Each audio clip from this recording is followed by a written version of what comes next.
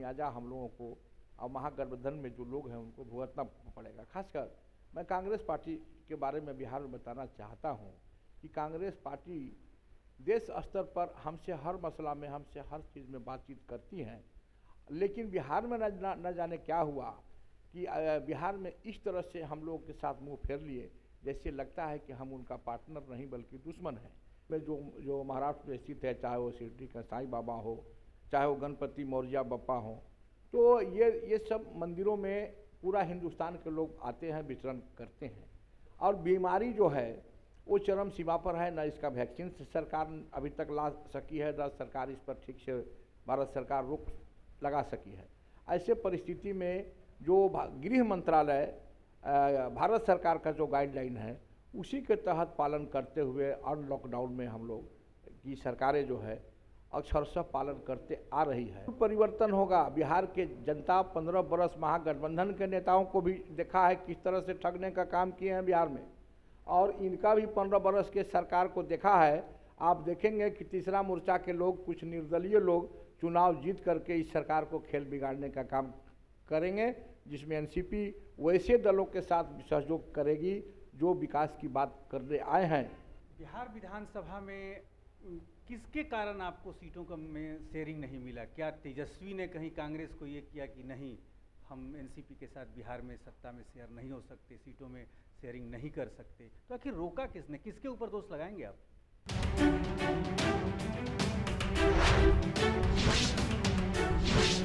Nation Bharat और मैं हूं मनोज चतुर्वेदी। हमारे साथ अभी हैं एनसीपी के राष्ट्रीय सेक्रेटरी सचिदानंद सिंह जी और बिहार के एनसीपी के प्रभारी भी हैं।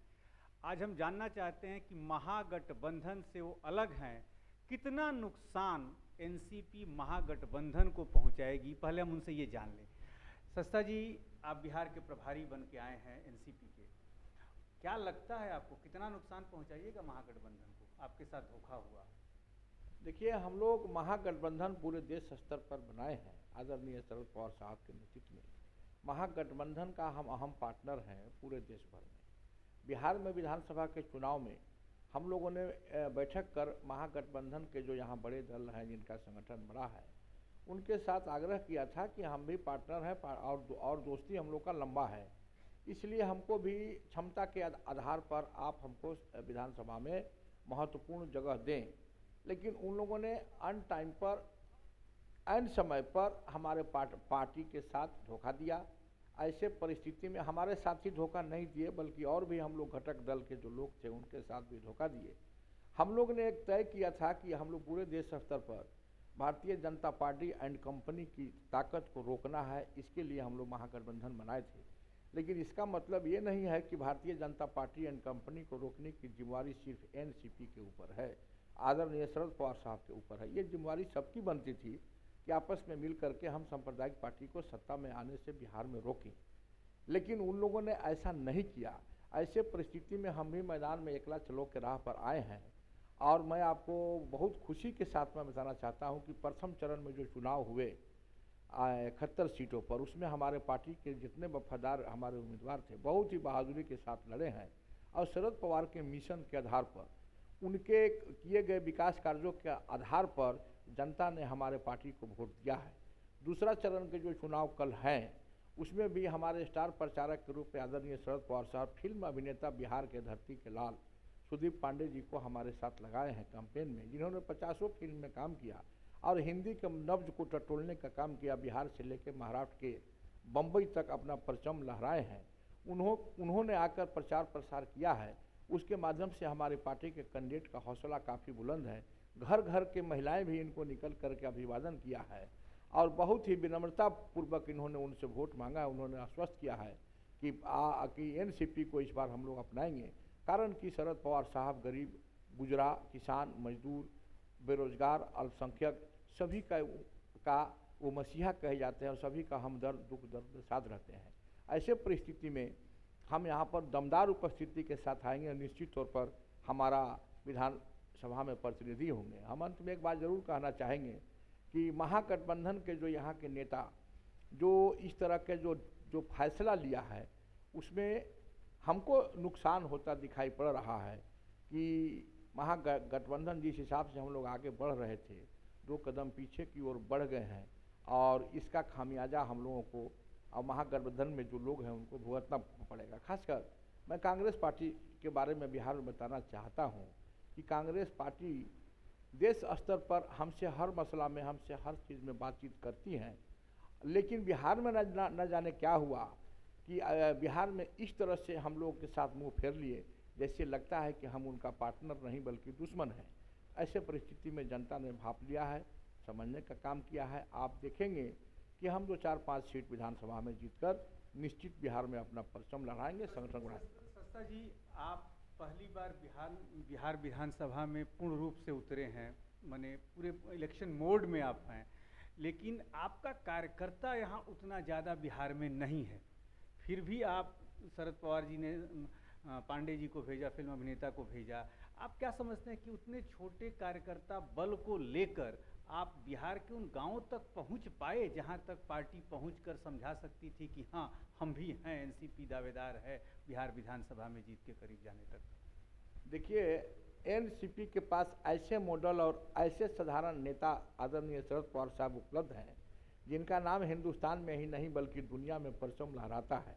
जिस स्थान पर इन्होंने रहा, चाहे वो बीसीसीआई और आईसीसी के चेयरमैन रहा, वर्ल्ड कप इंडिया में आया, भारत में जब वो कृषि मंत्री के रूप में यूपीए का जब कमेटी बनाया, लगातार 2 बार इस देश में यूपीए की सरकार बनी, मनरेगा जैसा स्कीम को लागू किया, किसानों का कर्ज एक बार 1,71,000 करोड़ रुपए माफ़ करने का काम किया। एमएसपी रेट भारत में नहीं थी, किसानों का फसल का उचित दाम कहीं सरकार में तय नहीं था। पवार साहब ने अपने दम पर एमएसपी रेट इस देश में लागू किया, जो आज जो समय रेट था, जिस समय 14 में सरकार हम लोगों ने छोड़ करके एनडीए वाले को दिया था, उस समय 10,150 रुपये के हिसाब से आपका धान का खरीदारी रेट था। उस हिसाब से आज 2 टर्म बीत गए मोदी जी की सरकार को, लेकिन आज भी 1750 और 1850 पर मामला रुका हुआ है। अगर पवार साहब देश में निश्चित रूप पर अगर शासन में रहते, कृषि मंत्री होते, तो आज किसानों का धान का रेट उस रेशियो के हिसाब से 26 रुपये 24 रुपये किलो आता और 2400 का रेट एमएसपी तय होता। इसलिए यहाँ की जनता बहुत ही किसानों का भरपूर सहयोग करती है। मजदूर किसान जो यहाँ से प्लान करके महाराष्ट्र में जाते हैं और उनको कोई तकलीफ नहीं होने देते हैं शरद पवार साहब, उसी का परिणाम है कि हम यहाँ कार्यकर्ताओं के बल से ज़्यादा जनता के बल पर विश्वास करके चुनाव में आए हैं। बिहार विधानसभा में किसके कारण आपको सीटों का में शेयरिंग नहीं मिला? क्या तेजस्वी ने कहीं कांग्रेस को ये किया कि नहीं, हम एनसीपी के साथ बिहार में सत्ता में शेयर नहीं हो सकते, सीटों में शेयरिंग नहीं कर सकते? तो आखिर रोका किसने? किसके ऊपर दोष लगाएंगे आप? तेजस्वी के ऊपर? देखिए, हम व्यक्तिगत नाम तो लेना लोकतंत्र में बेईमानी होता है, लेकिन मैं बताने जा रहा हूँ आपको कि यहाँ पे जो बड़ा घटक दल के जो पार्टनर हैं, जिसमें 3 पार्टियाँ उनसे अलग हुई, तो कहीं न कहीं अभिमान की बात थी। और 3 पार्टियाँ, हम अगर कहीं अलग हुए महागठबंधन से और 2 पार्टियाँ अलग हो गई, तो इससे इंगित है कि जो यहाँ महागठबंधन का नेतृत्व करता है उनका सूझबूझ में कहीं न कहीं कमी रहा है, या वो दूसरे तरीक़ा से सांप्रदायिक पार्टी को बढ़ावा देने के मूड में वो हो सकते हैं। हमारा जितना ताकत है, हम आज भी बिहार में सांप्रदायिक ताकत को सरकार से वंचित करने का काम करने जा रहे हैं।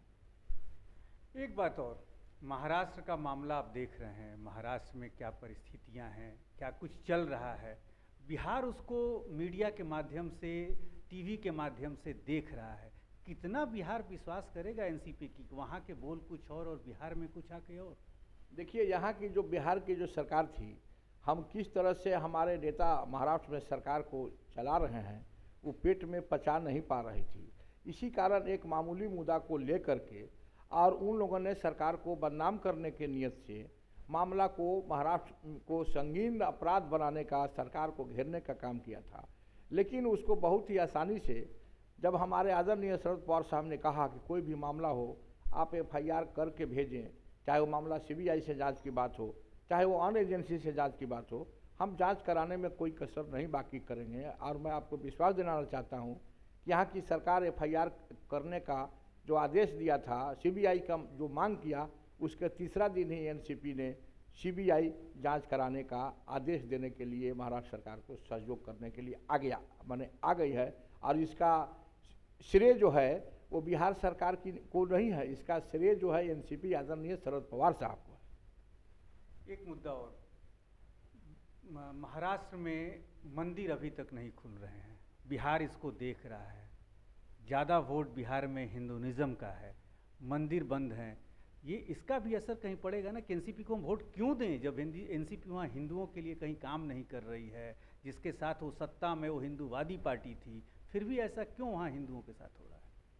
देखिए, ये तो देश और दुनिया में ऐसा महामारी आया है कोविड-19 के नाम से, जिसको आप जानते हैं, और ये भी आप लोग देख रहे हैं कि महाराष्ट्र इससे ज़्यादा ग्रसित है। अच्छे अच्छे मिनिस्टर, अच्छे अच्छे ओहदे के लोग इस बीमारी के कारण दिवंगत हो गए और संख्या दिन प्रतिदिन बढ़ ही रहा है।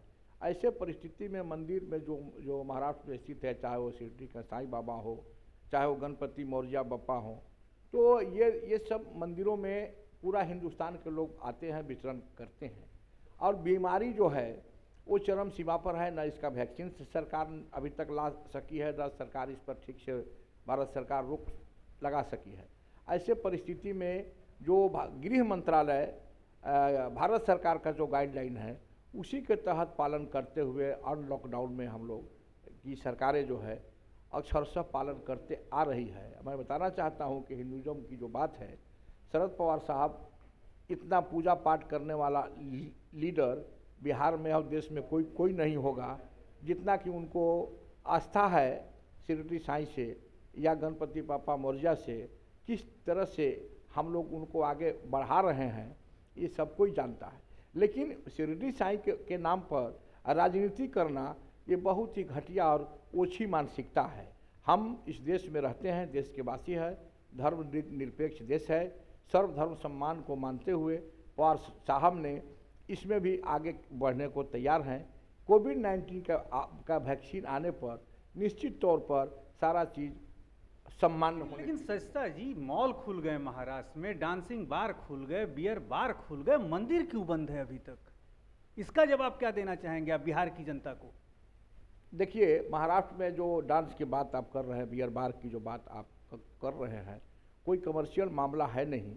लेकिन महाराष्ट्र के जनता जो हैं वो उनका जो है सो बहुत तरह से रोक लगा देना भी, हर आइटम पर रोक लगा देना भी पिछड़ेपन का बात सामने आती है। मंदिर मस्जिद जिस तरह से बार और ये जो खुले हैं, आप देखते जाइए, थोड़ा सा भी अगर बीमारी कंट्रोल होता है तो मंदिर समान रूप से बहुत जल्दी आपके सामने खुले हुए नज़र आएंगे, ऐसा सरकार का मानना है। अंतिम सवाल, बिहार क्या लग रहा है 10 तारीख क्या होगा बिहार? बिल्कुल परिवर्तन होगा। बिहार के जनता 15 बरस महागठबंधन के नेताओं को भी देखा है किस तरह से ठगने का काम किए हैं बिहार में, और इनका भी 15 बरस के सरकार को देखा है। आप देखेंगे कि तीसरा मोर्चा के लोग, कुछ निर्दलीय लोग चुनाव जीत करके इस सरकार को खेल बिगाड़ने का काम करेंगे, जिसमें एनसीपी वैसे दलों के साथ सहयोग करेगी जो विकास की बात करने आए हैं, जो किसानों का कर्ज माफ़ करने की बात करेंगे, जो हमारे खेतों में पानी देने का बात करेंगे, जो बेरोजगारों को 15,000 रुपया महीना पेंशन देने का काम करेंगे, जो वृद्धा पेंशन, विधवा पेंशन, विकलांग पेंशन जो भीख के रूप में दिया जा रहा है, उनको 5,000 रुपया जो दिलाने का बात करेंगे महीना में, भीख नहीं उनका अधिकार जो दिलाएंगे, उन्हीं के साथ मिल करके और इस सरकार को आगे एनसीपी बढ़ाएगी, ऐसा हमारे राष्ट्रीय नेतृत्व आदरणीय शरद पवार साहब का मानना है। मतलब सस्ता जी, आपके कहने का मतलब ये है कि आप जो हैं और आपके साथ जो कुछ छोटे मोटे दल हैं वो मिलकर तेजस्वी की तेज को रोक देंगे बिहार में, यही ना? देखिए, तेज को और धीमा को रोकने की बात नहीं है। जिनका एजेंडा साफ साफ गरीब मजदूर, किसान, बेरोजगार, नौजवान और अक्षम वर्ग के साथ है, उसके साथ जिनका भावना है उनके साथ निश्चित तौर पर एनसीपी जाएगी। लेकिन जिनका बात कर रहे हैं आप, वो निश्चित तौर पर परिवारवाद से फंसे हुए हैं, परिवारवाद में ग्रसित हुए हैं, और उनका माँ का सरकार भी देखा है, उनके पिताजी का सरकार को भी देखा है। इसलिए दोनों सरकार से सबक लेकर के युवराज की सरकार को बिहार में आने से रोकने की काम जनता कर रही है। कल भी आप देखेंगे, तीसरा चरण में भी देखेंगे। सस्ता जी परिवारवाद तो फिर आपका बड़ा भाई भी निभाता है, पूरा नेहरू परिवार देख लीजिए, फिर आप सिर्फ तेजस्वी को कैसे कह सकते हैं? देखिए, नेहरू परिवार का जो इस देश में योगदान रहा है वो शायद किसी के साथ नहीं रहा है। आप देखें कि संजय जी चले गए आसमान में, इंदिरा जी चले गए आवास में, और राजीव जी चले गए मद्रास में। इतना बड़ा शहादत जो इस देश के लिए दिया हो, उसके साथ अगर हम साथ दे ही रहे हैं तो ये सब बात उसके सामने गौण हो जाती है। चलिए, ये थे एनसीपी के सचिव माननीय सच्चिदानंद सिंह जी, और बिहार के प्रभारी भी हैं, चुनाव प्रभारी भी हैं। हमने एक लंबी बातचीत की उनसे बिहार के चुनाव को लेकर। कहना इनका यही है कि बिहार के चुनाव में इस बार एनसीपी और कुछ छोटे गठबंधन मिलकर तेजस्वी के तेज को बिहार में रोक देंगे। बहरहाल ये 10 तारीख को पता चलेगा कि एनसीपी और छोटे गठबंधन मिलकर तेजस्वी के तेज को रोकते हैं या बिहार की जनता जो है फिर से सुशासन बाबू को गद्दी पर बैठाती है। मैं मनोज चतुर्वेदी, नेशन भारत के लिए।